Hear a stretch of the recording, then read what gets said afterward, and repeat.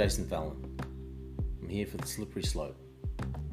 Listen, I just want to talk about one subject at the moment. This is just going to be a quick podcast. And something that's been in the news headlines for the last week, or a bit more actually, but it's just been highlighted lately.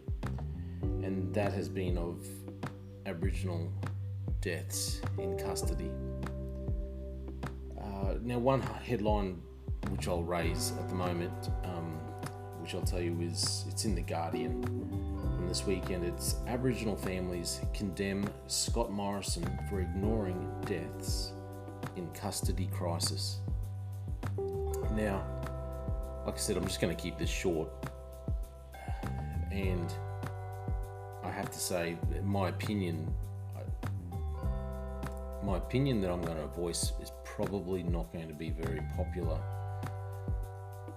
I am a part of the Indigenous people within Australia, Indigenous heritage.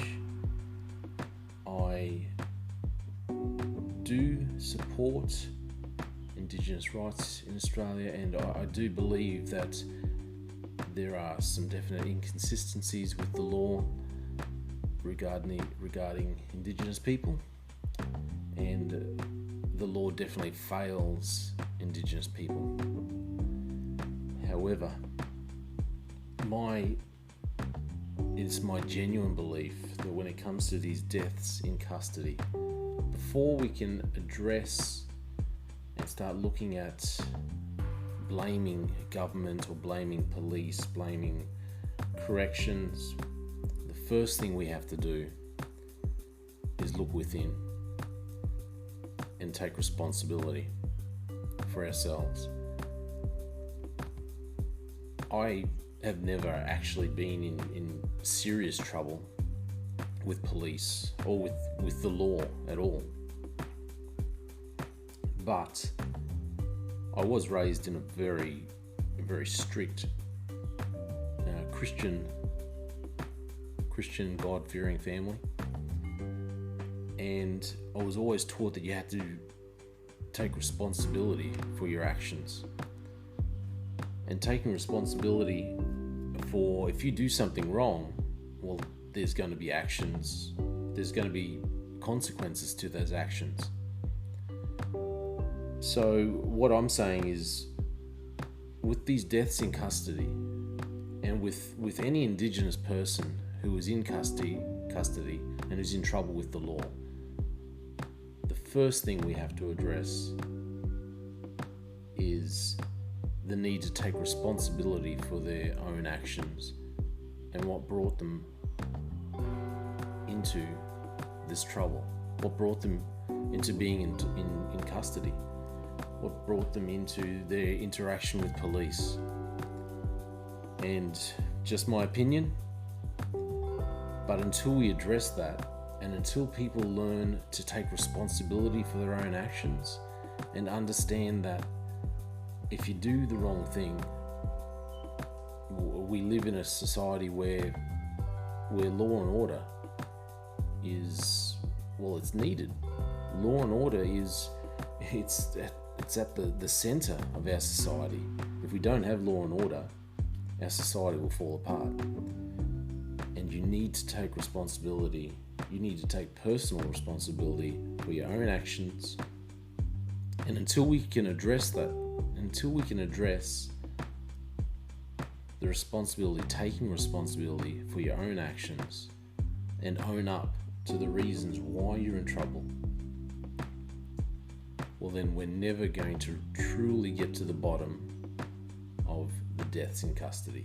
And it's always going to be just blaming someone else and looking to point the finger, looking to the government to bail you out, looking to the government to help us out of this, looking to blame the government.